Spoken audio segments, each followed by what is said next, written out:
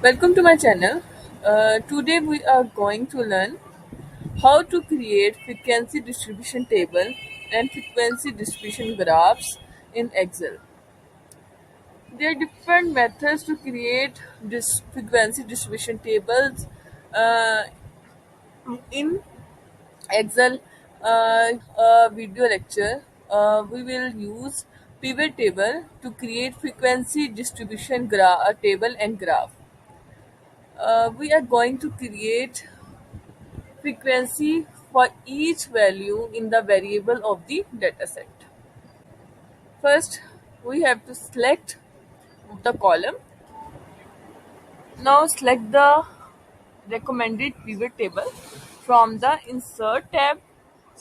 From these displayed recommended tables, select the first one, and now we can see the frequency distribution table of age in the new sheet.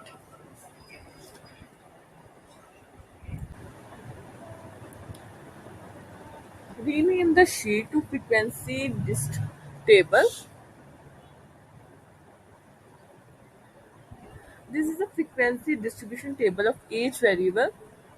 So you can also rename the row label to age. Now let's plot the frequency distribution chart of our distribution table of age using pivot chart. Click on the table and then select the pivot chart from the Analyze tab. Select one of the pivot chart that you can draw for your frequency distribution table. You can also change the design of your frequency distribution graph. Select one of the design that you want. Let's plot another chart that can help to show the percentage of the count of age variable. We use pie chart that can easily show the percentage of each count of each value of the variable. Let's draw pie chart of our frequency distribution table with the percentage. You can change the design using design tab and change the count with the replace the count with the percentage. Select the design that contains percentage of each value of the variable. Now let's create the frequency distribution table and frequency distribution graph for other variables in the dataset. To understand it in depth, a separate sheet will be created for all the frequency distribution table and of the variable.